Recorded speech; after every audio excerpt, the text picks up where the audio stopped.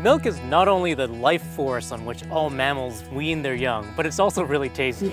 Yeah, tasty, huh? We're here in the Hudson Valley, where there's some spectacular milk being made. You could call it a local dairy revival. In the last 30 years, New York State has lost 75% of its dairy farms. With competition from industrialized farming, low milk prices, and high production costs, farm after farm has shuttered. But a handful of innovative small farmers think that they've found a way to stay in business. It was very expensive to farm here, so we had to do something to be able to stay in the area.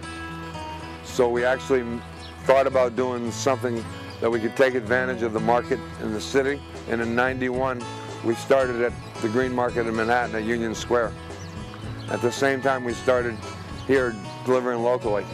Ronnie's hunch that there was an unmet demand for locally produced premium dairy products paid off. Today, it's almost impossible to go to any specialty food store or farmer's market in New York City and not see Ronnie Brook milk, ice cream, and yogurt, which flies off the shelves. The farm was a local pioneer that paved the way for other premium dairies.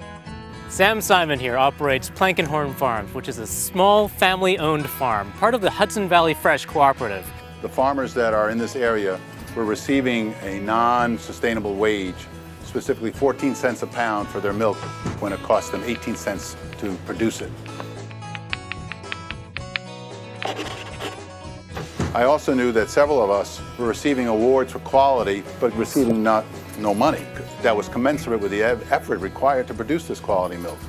I said, let's segregate the milk that comes from these farms that produce a premium quality and bottle it under a Hudson Valley Fresh label, demanding a price that was commensurate with what it costs to produce the milk.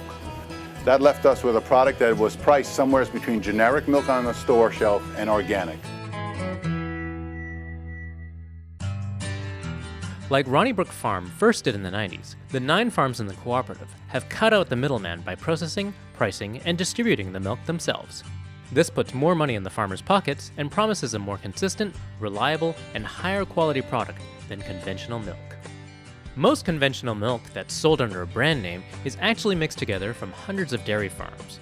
Milk from Hudson Valley Fresh or Ronnie Brook can be traced back to the specific farm from which it came. The farms are located less than 100 miles from the customer, traveling only short distances to get from farm to table. One county in California called Tulare produces more milk than the entire Northeast. That includes Vermont, Massachusetts, New York, Pennsylvania. They have farms with 50,000 cows.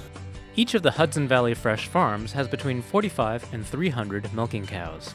It's a totally different environment. They can produce a volume of milk, but it's not the same quality, nor does it taste the same.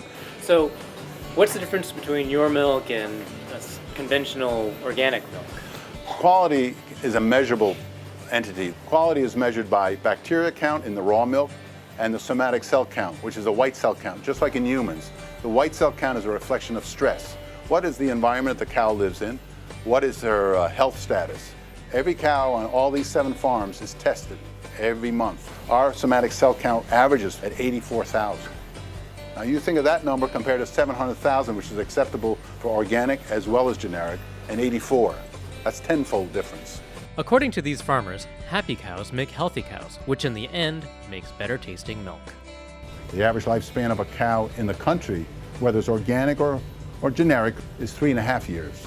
The average lifespan on a cow on this farm is 8 years because they are managed well, they're cared for. Every day the cows here get brushed down and the tails washed. They get fed a lot of hay, which is their natural diet.